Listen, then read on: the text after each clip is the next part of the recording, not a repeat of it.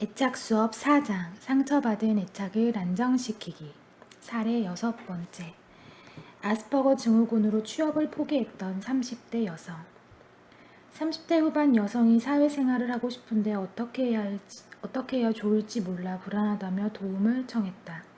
자신이 혹시 발달장애가 아닌지 진단해 달라는 것이었다. 대학을 졸업했지만 취직을 못한 채 10년 이상 은둔형 외톨이로 지냈다. 처음 몇 년은 부모가 취업하지 않는 딸의 태도에 당황해 어떻게든 선을 써보겠다며 여러 병원과 상담센터에 데려가기도 했지만 관계만 더 악화되었다. 몇 번이나 크게 싸우고 폭력적으로 행동할 때도 있었다. 자기 자신에게 실망해 수차례 자해도 했다. 30이 넘자 부모도 거의 포기해 딸에게 아무 말도 하지 않았다. 여성은 마음 내키는 대로 편하게 살면서 부모와는 거의 말도 섞지 않은 채 몇 년을 냉정 상태로 보냈다. 그러다 30대 중반에 접어들자 본인과 부모 모두 이대로 인생이 끝나는 게 아닐까 하는 불안이 생기기 시작했을 때 신문 기사가 눈에 들어왔다. 자신이 발달장애라는 사실을 모르는 사람이 너무 많다는 내용이었다. 우연히 기사를 읽은 여성은 이건 혹시 내 이야기가 아닐까 하는 생각이 들었다. 그렇다면 확실히 진단을 받아보고 싶었다. 하지만 행동으로 옮기기는 쉽지 않아 몇 개월을 고민한 끝에 마음 먹고 나를 찾아온 것이다. 이를 계기로 그녀의 인생은 크게 달라졌다. 그녀의 성장 이력에는 확실히 발달장애를 암시하는 사건이 있었다. 어린 시절엔 얌전했고 혼자 노는 일이 많았다.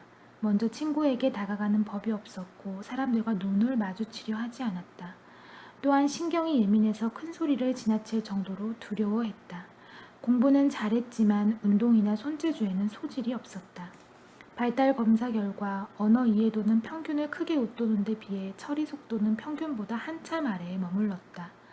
언어 능력과 작업 처리 능력 사이에 커다란 괴리가 있는 아스퍼거 유형의 자폐 스펙트럼 장애에서 흔히 볼 수 있는 발달 편중이었다. 자신의 의심대로 자폐 스펙트럼 장애라는 진단이 나왔다. 이 여성은 자신이 고통받는 근본 원인을 알게 되자 자신이 게을러서가 아니라고 여겨 마음을 놓게 되었다. 장애 진단을 받고 나서야 지금까지 왜 그렇게 힘든 인생을 보냈는지 납득하고 받아들일 수 있었던 것이다. 이런 점은 의학 모델의 장점이다. 장점은 폭넓게 활용해야 한다. 단 발달장애 진단만으로는 그녀에게 발생하는 모든 문제를 설명하기 어렵다. 대학까지 별 문제 없이 졸업했는데 왜 취업을 못하고 이렇게 오랜 세월 은둔형 외톨이로 살았던 것일까? 심지어 자해를 반복하고 자기 부정에 사로잡히며 매일같이 죽고 싶어하는 시기도 있었다. 부모와 맺은 불안정한 관계는 이런 증상과 관련되어 있었다. 물론 이런 증상의 경계성 인격장애 같은 진단을 내릴 수도 있다. 하지만 진단명만 알아서는 문제의 본질을 파악하기 어렵다. 그래서 불안정한 애착에 접근해야 한다. 아무도 내 기분을 물어본 적이 없어요. 그녀는 나에게 자신의 인생을 털어놓으면서 모든 일이 잘 풀리고 있다고 생각할 때조차 외롭고 힘들었다고 했다. 부모는 전문직에 종사하는데 어머니는 딸이 어렸을 때도 일을 했다. 아버지는 물론이고 어머니하고도 함께 놀았던 기억이 없었다. 그녀는 맞벌이 가정의 자녀여서 늘 집 열쇠를 가지고 다녔는데 어느 날 수업을 마치고 집으로 왔을 때 현관문이 열려 있었던 적이 있었다. 머뭇거리며 집 안으로 들어가자 평소에는 안 계시던 어머니가 이제 오니? 하고 맞아주었는데 그때의 기억이 지금도 선명하게 남아있을 만큼 정말 기뻤다고 했다. 가족여행도 갔지만 즐거웠던 기억은 없다. 기억 속 아버지와 어머니는 늘 부부싸움을 했고 집안 분위기는 냉랭했다. 아버지가 화를 내면 어머니가 쇳소리를 내며 대응했다. 어머니는 일과 가사에 쫓기느라 여유가 없었고 아버지도 관리직으로 승진하면서 스트레스를 많이 받았다. 그는 아버지가 화를 내지 않도록 두 사람이 싸우지 않도록 늘 눈치를 보며 조심해야 했다. 내 기분을 물어보거나 관심을 가져주는 사람은 아무도 없었어요.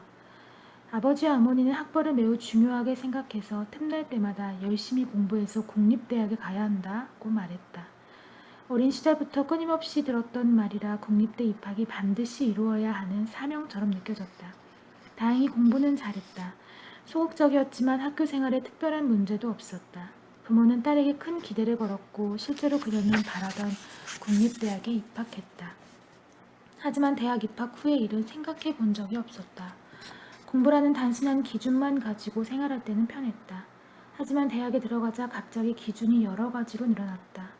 어떤 옷을 입어야 할지, 대화나 농담은 어떻게 해야 할지, 남자에게 호감을 사려면 어떻게 해야 할지 이해하기 어려운 기준이 몇 개나 늘어났고 상황에 맞는 언행을 하지 못하니 사람들과 어울릴 수 없었다.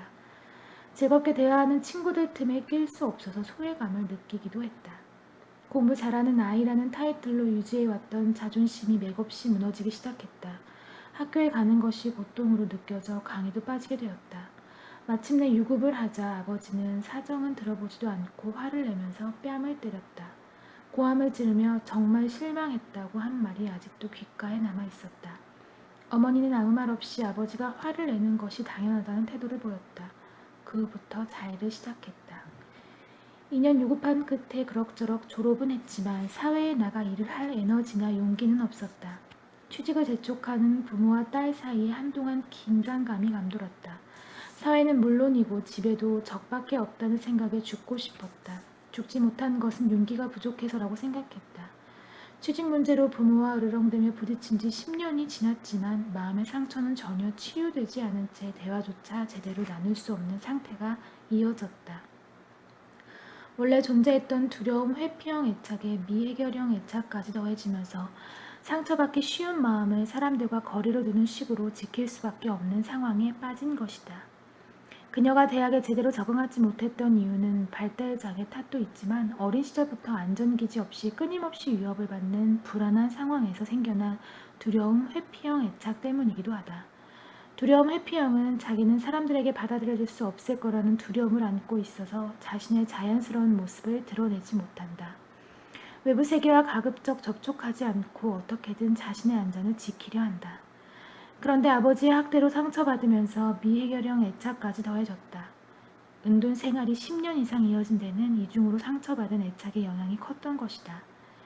앞에서도 설명했듯 의학 모델을 바탕으로 발달장애 진단을 받으면 무엇이 나를 힘들게 하는지 이해할 수 있기 때문에 자신이 게으르거나 노력이 부족해서라고 자책했던 마음의 짐을 덜어낼 수 있다. 하지만 장애 자체는 유전적 요인이 크기 때문에 쉽게 나아지지 않는다.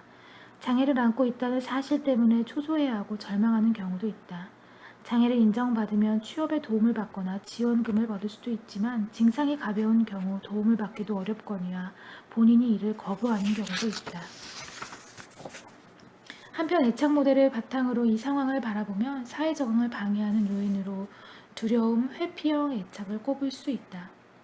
부모가 안전기지 역할을 못하고 마음을 열어주지도 않으니 이 여성은 자신을 다른 사람들이 돌볼 가치가 없는 보잘것없는 존재라고 믿게 되었다. 그래서 사람들을 대할 때 지나치게 신경을 썼고 자신을 드러내는 행동은 할 수 없었다. 이런 고통으로부터 도망치기 위해 대화도 피했다. 그런데 결과만 보고 화가 난 아버지가 퍼부은 말이 그나마 남아있던 부모님에 대한 신뢰감을 완전히 파괴해버렸다. 이 여성이 가장 필요한 일은 부모에게 상처받은 애착을 회복하는 것이지만 너무 어려운 일이었다. 우선 내가 그녀의 안전기지가 되어 애착을 안정시켜야 했다.